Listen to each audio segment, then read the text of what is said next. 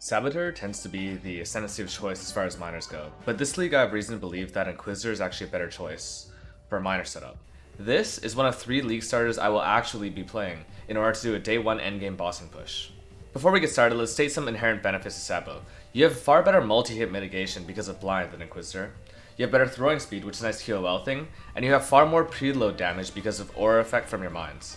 However, I want to go Inquisitor for these 3 reasons. Firstly, you get to ignore resistances, whether this is on Shaper or Cirrus, or on map mods themselves when you're rolling them for the late game. This is really convenient early on, and it makes a big difference when you're mapping. Secondly, I believe Inquisitor is actually much more one-shot resilient. This is mostly because of the way that Inquisitor is inherently built, as a hybrid-based character these days.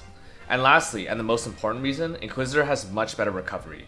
You have so much regen, and this regen is made even greater with the new Mind Mastery. In fact, the regen you get on this build is so high that you can actually naturally run Righteous Fire without any of the cheesy flash shenanigans used with Petrified Blood. So starting with this is Mind Mastery. So this gives 2.5% regen almost all the time on a miner build, and this regen gets doubled on Inquisitor to basically be 5% effective regen. This is one of the big reasons why I want to take this. There's also a generic damage reduction node up here, up to 10%, and a generic damage multiplier node up to 10%. I'm taking Mana Reservation on one of these aura effect jewels, and on the other mastery I'm taking Life Reservation effect, and you'll see why later. The only major keystone I'm taking is Pain Attunement, and as far as the rest of the tree goes, it's mostly looking for 3 things: Life, Life and Hybrid, Spell Crit, and Mind Nodes. Yes, it's a really spread out tree, but the thing is, even really concentrated parts of the tree aren't particularly efficient anymore. Everything is super crangled. The skill jump setup is fairly straightforward. I'm running an Eye of Winter Mind setup. In my weapon, this is where I'm using a trigger craft, so these 3 skills auto trigger. This includes a Stone Golem, which jacks up my regen even more, a Sniper's Mark, which is going to be my mark of curse on bosses, and then this is a proxy for Tornado. Now I don't know if Tornado will actually be good, but this is my substitute for now. It doesn't really matter, I might take it out if it doesn't work. Vault Righteous Fire, Bear Trap, and Steel Skin are on my offhand. Steel Skin is not a left click for me. I use it when I feel like I need it. My left click instead is delegated towards Vortex with Bone Chill and Arcane Surge. I also have my Flame Dash here as my only movement skill. For my mana, I'm reserving Skitterbots, Petrified Blood, and Hatred. The new tree makes it very possible to run all these 3 auras while keeping a large portion of your mana unreserved so you can preload mines. There's a Hydrosphere in here. This needs to be placed beside bosses so you can get that shotgunning effect from Eye of Winter that makes it so overpowered in the current league. And then my life is being reserved with Vitality, Clarity, and Dread Banner. Dread Banner is only used because of the nearby enemies have 21% less accuracy rating.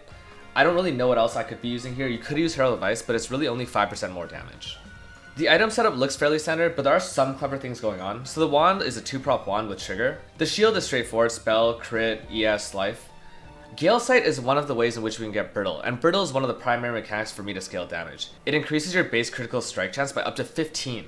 Which can then be multiplied by whatever global and spell crit multipliers you're using. 15, think about that in comparison to a good crit weapon. A good crit weapon is using something like 7% crit. The other ways to get Brittle include using an Alternating Scepter, which is a high space, the Interrogation Small Cluster Jewel, which is a bit more expensive and might not be available later on, and then using Leadership's Price, which definitely will not be available early on. A Vol Regalia with Gravicious Craft tends to be the item of choice for body armors for Inquisitors. And then I'm using Painseeker Gloves, so I might take these out depending on how high my Brittle effect gets scaled. For now I have it in because Eye of Winter tends to have a fairly low average hit, so you do need to scale the ailment effect of Brittle to get a nice base crit. My boots are flexible, but I do want to get this enchant for regen 2% of life when you've been hit. This is really helpful for getting recovery after you've been touched during a boss fight. So as mentioned, I'm crit capping really hard, but because of Marlene's Fallacy, I have 40% less crit chance. Despite this, I'm still relatively close to crit cap, and this gives me a shit ton of crit multi. Gifts from Above is a flexible ring slot. A rare would probably be a better choice here. And then Snake Pit, as with all Eye of Winter builds, is a mandatory unique. This lets you shotgun with Chain and Hydrosphere. The belt can be whatever you want, as can this rare jewel, although I think on jewels you really want to look for mind throwing speed.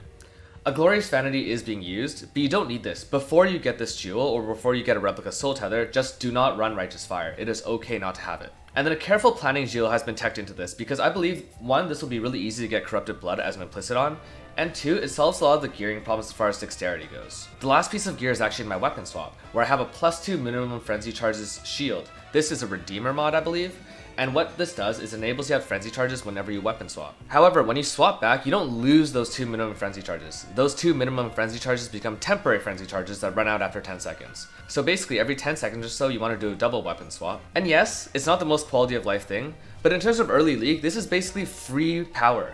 And there's no reason to ignore free power. In terms of leveling this build, I would probably start out with a generic brand start, looking something like this, and pathing for Runebinder as soon as possible. And this will let you go for Armageddon brand, which has become much stronger with hits now for leveling.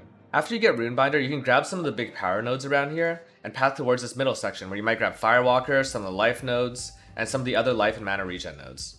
Additionally, you can start looking towards getting ES and life, because I don't think anyone will be lacking damage this league. As you get towards Crow Lab, you'll also be approaching the right side of a tree, at which point you'll want to swap into mines. Now, of course, you won't have Snake Pit early on probably, so my mine of choice early on is actually Arc Mines. Yes, Arc is a bit of a meme skill, but again, mines don't need damage, and 3.16 generally won't need damage early on.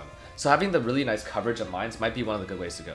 Alternatively, because Inquisitor has such nice space regen, I might consider actually going Exsanguinate mines, along with the Seismic Trap that's just present for boss damage.